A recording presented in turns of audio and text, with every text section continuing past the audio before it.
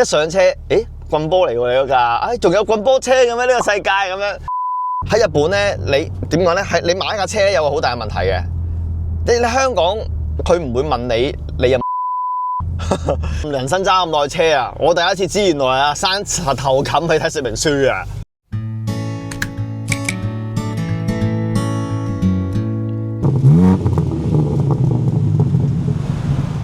有型咯，講笑嘢嘅，唔係啊！我之前原本係揸日本車嘅，我原本係揸Subaru 嘅GRB 先嘅，跟住之後先轉咗呢架 M3 Touring 嘅，都係 hatchback 嚟嘅。原本係揸Subaru嘅。咁但係其實喺日本揸日本車咧，即係對於好多香港人嚟講咧，係車價又平啦。係。又可以即係任意改裝啦。咁你嗰陣時揸日本車，其實有冇呢個感覺咧？講真啊，我唔知點解嚟咗日本耐咗之後咧，同埋嗰陣時咧，俾啲不良嘅朋友咧帶咗落賽車場玩之後咧，可能又玩得太多咧，跟住之後就玩膩咗感覺。輕佻驕傲。而你話改裝，因為嗰陣時冇錢咧，都冇乜點改啊。但係其實唔係任改嘅，日本都佢有規例嘅，只有規例比較上寬鬆啲啫，唔係無限改裝。咁當然喺街好似係睇人哋嗰啲去睇到係無限改咁啦，但係其實就唔係嘅。其實我而家住呢度勁近大黑咯，但係其實我係只係去過2次咯，係好少去。唔知點解嗰個感覺又有少少唔同咗。其實一開始換歐洲車係有少少係為咗係做嘢先嘅，因為咧以前沙揸啊、掃包出去啦、見客啊又好啊，乜都好咧，就其實又唔係咁好嘅。一上車，棍波嚟喎你嗰架，仲有棍波車嘅咩？呢個世界咁樣。但係好似傾生意或者去做呢啲嘢又唔係咁好咯。嗰陣時換車嘅時候，其實都係揀歐洲車嘅，只不過係揀咩咁解啫。嗱，好老實啊！嗱，呢架 M3 Touring 咧，以我所知咧，香港好似係整車價全新車，好似賣緊170幾萬港幣。但係其實喺日本係我連晒所有嘅 option 嘢，即係咩碳纖啊、乜鬼 Kitty 卡辣嘢啊，加埋晒咧都唔使100萬，係差好遠嘅。唔知有一次試翻人咧走去睇就見到咧，原來日本咧係全世界買波折第3平嘅國家嚟嘅。然之後去對比，哇，差咁遠嘅咁樣。呢架車嘅最優點咧，就係擁有基本上可以貼近超跑嘅加速力，但係缺點咧就係太快。我一開始係想買 RS6 先嘅 Audi 嘅，然之後咧我就問我日本一個朋友好唔好，因為佢話咧 RS6 啲零件全部都係啲 RS 零件咧就好麻煩嘅，要訂嗰啲，佢就話你擺低架車整嘅時間可能仲多過你揸喎。咁所以咧佢就勸我，就同我講：你有冇睇過 M3 啊？咁樣我話寶馬冇興趣喎。跟住之後佢話唔係啊，你唔係中意 hatchback 咩？有 M3 Touring 㗎。我從來都唔知，我就先上網去揾去睇嘅時候，先知道原來 G 世代啦嚇，換晒新引擎啊 ，Kitty 卡啦嘢之後，先有呢個 Touring，之前係冇啊。所以跟住之後就慢慢睇就揀咗呢一架。同埋我因為我要去滑雪咧，所以其實我係比較執着係要4驅嘅，又係我買到又係我買呢個 M3 嘅一個契機嚟嘅。同埋我唔係好中意房車樣嘅，如果普通去翻M4 啊 M3 嗰啲，即係嗰啲房車樣我就麻麻地嘅，係佢變咗做有個大 pat pat 我先中意嘅其實。同埋呢個平嘅 RS 好多。其實咧，我想講咧 M3 咧，佢揀好多嘢都唔使錢，真係要加錢嘅嘢啊！尾曉流碳纖維嘅頭級風，碳纖維嘅側鏡係一個 set 嚟嘅。呢度裡面嘅碳纖維嘅件啦，呢個皮呢個啦。佢有分係全車拉定係淨係拉凳嘅，咁我搞全車拉，呢啲就要加錢咯。拎佢有4-5條俾你揀嘅，唔使加錢嘅。顏色有啲要加錢嘅，我冇揀要加錢嘅顏色。我揀咗呢個嘅 M3 個嘅呢叫咩撞車灰，因為啲人揀親呢隻灰，因為啲人炒得嘅 M3 都係揀呢隻色嘅。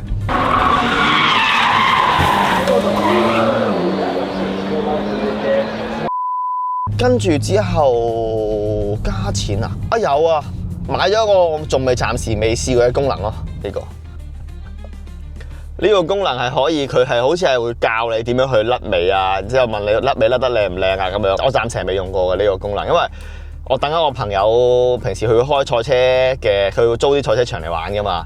佢仲未租啊，唔知點解買架車之後，所以我就從來都未試過呢個功能嘅。仲有個功能係要加錢嘅，我冇加，好似係解 limit 啊，佢好似係解260以上，佢可以去到300幾咯，我冇記錯，好似330咯，好似就係咁啊，冇加其他嘢啦。買歐洲車咧真係唔係講笑，改裝實在太貴，譬如同日本車比真係差勁遠啊！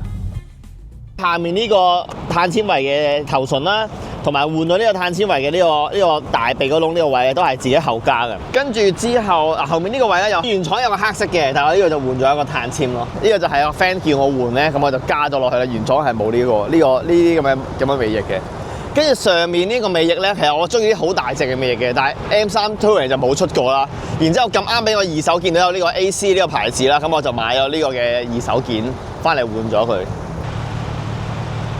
你話呢架車我最中意就係揀咗呢個應該係藍色，呢個藍色配呢個綠色嘅籠咯，我覺得好靚呢個。其實雖然嗱我隻眼有問題啦，其實我望落去咧，我覺得因為佢好似 Eva 嗰個顏色，所以我先揀咗。但係其實應該唔似。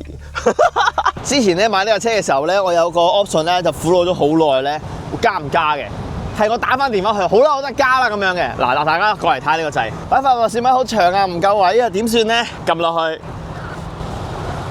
噔噔，佢就會咁樣落出去啦。咁好啦，我再拉一下，佢會唔會上翻嚟咧？係唔會嘅。所以其實佢只係一個掣咧，撳掣，然之後佢自己彈落去咯。但我唔記得要幾錢咧呢個，但我係有加錢。但係咧之後你就要咁樣自己行翻過嚟呢度咁樣，咁樣拍翻上去。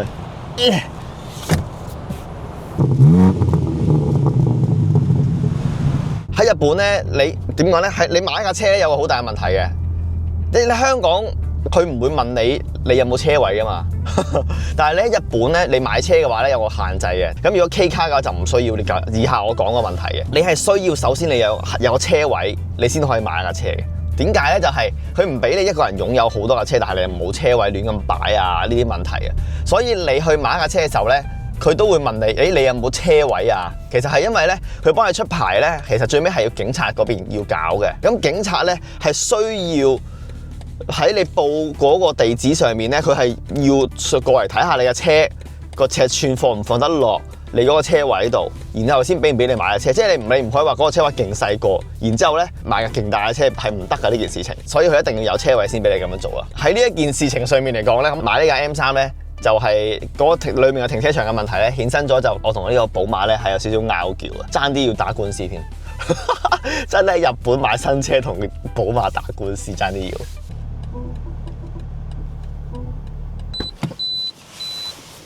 哎呀，冇錯，買咁貴嘅車都係其實泊室位要。我買咗呢架車之後先發覺咧，原來係我喺呢邊啦，你係揾唔到停車場嘅，係冇任何嘅室內停車場咧係可以放得落。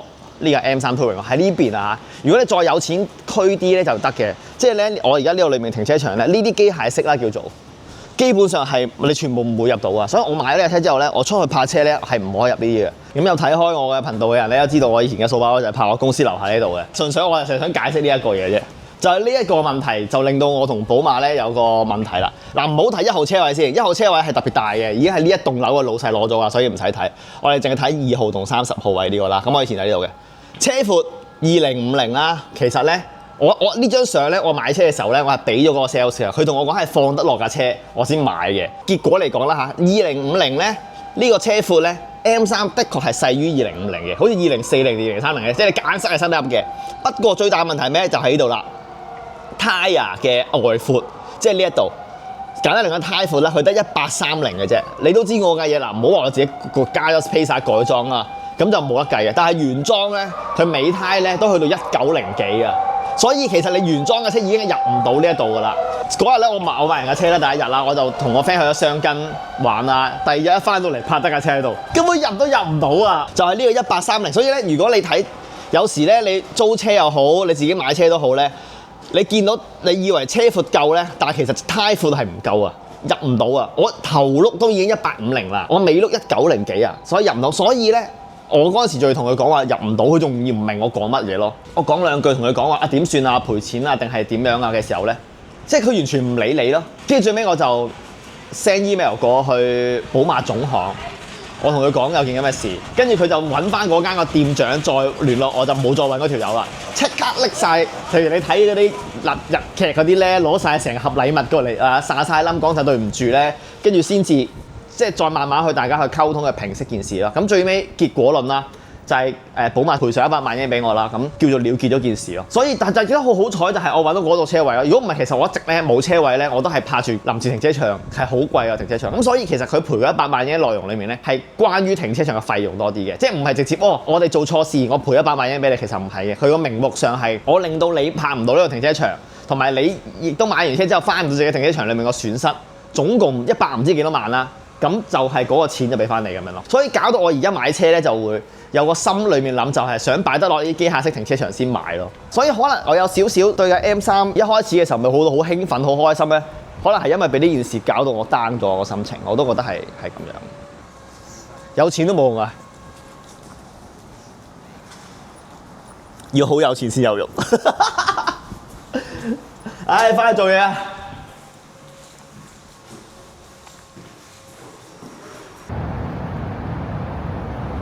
乜鬼啊！黐鬼線！佢話我引擎蓋未生實，黐線！唉，呢啲電子嘢真係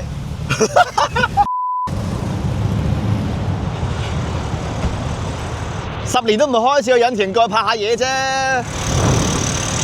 佢話咩啊？50cm 高啊？50cm 喺度咯，完全打開晒，一嘢轟落去，跟住收到50cm 度，收到50cm，我點知佢係50cm啊？一嘢落到嚟，一嘢轟落去，得啦，即係細細力係唔得嘅。人生揸咁耐車啊，我第一次知原來啊生柒頭冚去睇說明書啊！佢仲要真係又話俾你聽，你要由50cm 高一嘢轟落去，大力一嘢轟落去。